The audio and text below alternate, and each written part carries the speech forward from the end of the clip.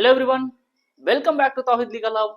और आज हम इस वीडियो में बात करेंगे एफआईआर क्या होता है, एफआईआर का फुल फॉर्म क्या होता है, एफआईआर में कौन कौन से सेक्शंस होते हैं और अगर पुलिस वाले एफआईआर नहीं लिखते हैं तो आपके क्या राइट हो जाते हैं। साथ साथ हम ये भी बात करेंगे अगर आप कोर्ट के थ्रू अपना एफआईआर रजिस्टर्ड करवाते हैं, वहां से भी अगर आपका एफआईआर रजिस्टर्ड नहीं होता है तो आपके कौन से राइट हो जाते हैं। ठीक है दोस्तों, तो सबसे पहले हम शुरू करते हैं एफआईआर का फुल फॉर्म क्या होता है। एफआईआर जिसको हम बोलते हैं first information report. First information report FIR का फुल फॉर्म होता है फर्स्ट इंफॉर्मेशन रिपोर्ट। अब दोस्तों हम बात करें इसके सेक्शंस के बारे में, तो इंडियन लॉ में पहले जो सीआरपीसी था, सीआरपीसी के सेक्शन 154 के अंदर एफआईआर को मेंशन किया गया था। सीआरपीसी अंडर सेक्शन 154 के अंदर मेंशन किया गया था। ठीक है दोस्तों, 2023 में जब भारतीय नागरिक सुरक्षा संहिता आया, जिसे हम शॉर्ट में बीएनएसएस बोलते हैं, जब बीएनएसएस आया 2023 में, तो सीआरपीसी का जो 154 सेक्शन था उसको चेंज करके 173 कर दिया गया। बीएनएसएस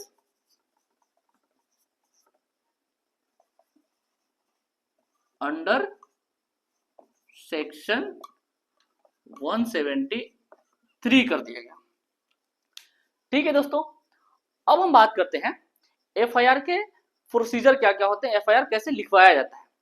तो सबसे पहले आप ये समझिए, एफआईआर जो होता है ये कॉग्निजेबल ऑफेंस के लिए होता है, like theft, murder, rape, robbery, इस तरह का जो क्राइम होता है इनके लिए एफआईआर लिखवाया जाता है। एफआईआर लिखवाने का सबसे अहम हिस्सा जो होता है वो समझिए कि आप एफआईआर वहीं रजिस्टर्ड करवा सकते हैं जिस जगह वो ऑफेंस हुआ है। जैसे जिस जगह पे ऑफेंस हुआ है वहां के जो लोकल पुलिस स्टेशन होगा वहीं पे आप एफआईआर लिखवा सकते हैं। अब हम बात करें कि एफआईआर लिखवाने के लिए हम कहाँ जाएं, कैसे करें। तो सबसे पहले आप ये जानिए, एफआईआर लिखवाने के लिए आप वहां के लोकल पुलिस स्टेशन में जब जाएंगे तो पुलिस स्टेशन में जो एसएचओ होता है या फिर ड्यूटी ऑफिसर होता है, दोनों में से कोई भी है, उससे आप मिलने के बाद अपने जो मैटर है, आपके साथ जो भी मतलब घटनाएं हुई हैं उनको आप बताएं। अगर आप रिटर्न में देना चाहें तो रिटर्न में दे सकते हैं। अगर आप स्टेटमेंट बोल रहे हो, स्टेप बाय स्टेप बता रहे हैं, तो उनका ये मतलब ड्यूटी है, एज ए लॉ उनका ड्यूटी होता है, आप जो जो बताएं वो सारी चीजें लिखें, एक एक चीज को वो मेंशन करें। साथ साथ उनका ये भी ड्यूटी होता है, जब वो सब कुछ लिख ले, प्रॉपर तरीका से लिख ले, तो आपको पढ़ के सुनाए कि उन्होंने क्या क्या लिखा है, कुछ ऊपर नीचे कुछ मिसिंग तो नहीं है, सब कुछ मतलब वो आपको पढ़ के जब सुना देंगे। अगर कुछ छूटा है तो ऊपर नीचे वो बाद में मैनेज हो जाता है, उसके लिए आपको पढ़ के सुनाए। जब सब चीज प्रॉपर तरीके से ठीक है तो उनका ड्यूटी ऑफिसर जो होता है, उनका ये मतलब क्या कहते हैं, ड्यूटी समझ लीजिए, उनका ड्यूटी होता है कि आपसे सिग्नेचर करवाएं। उसमें एक चीज आप बिल्कुल ना भूलें कि जब एफआईआर रजिस्टर्ड हो जाए, आपके सिग्नेचर हो जाए, तो एफआईआर की कॉपी लेना बिल्कुल भी ना भूलें। एफआईआर की कॉपी लेना ना भूलें, एफआईआर नंबर लेना भी ना भूलें। अब दोस्तों हम बात करते हैं कि कई बार ऐसा होता है कि पुलिस वाले एफआईआर लिखने से मना कर देते हैं। कुछ केसेस ऐसे होते हैं कि पुलिस वाले क्या करते हैं, एफआईआर लिखने से मना कर देते हैं। अब रीजन जो भी हो, बट ऐसा हो जाता है कभी कभी, पुलिस वाले एफआईआर लिखने से मना कर देते हैं।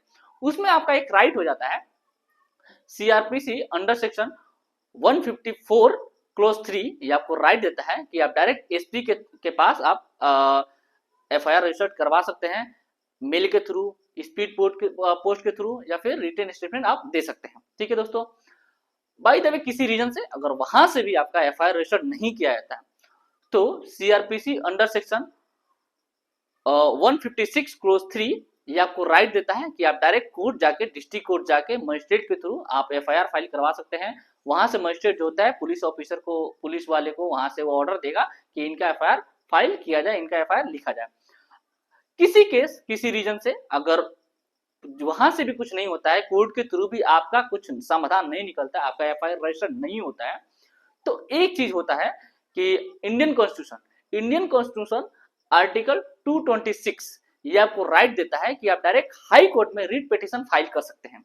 वहां से आपका जो होता है सॉल्यूशन मिल जाता है, एफआईआर रजिस्टर्ड हो जाता है, समाधान आपका मिल जाता है।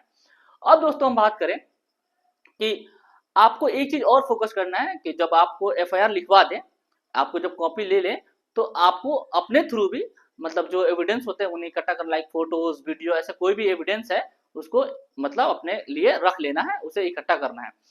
एक चीज दोस्तों मैं आपको और बताऊंगा, अगर कोई सीरियस मैटर है, लाइक अगर आपको लगता है कि मेरे साथ कुछ फिजिकल हार्म हो सकता है, मुझे कुछ नुकसान पहुंच सकता है, तो एफआईआर में आप एक चीज ये भी मेंशन करवा सकते हैं कि सर मेरे जान को खतरा है, मुझे प्रोटेक्शन प्रोवाइड किया जाए, ये भी चीज तो कोर्ट से हो सकता है कि आपको प्रोटेक्शन मिल जाए।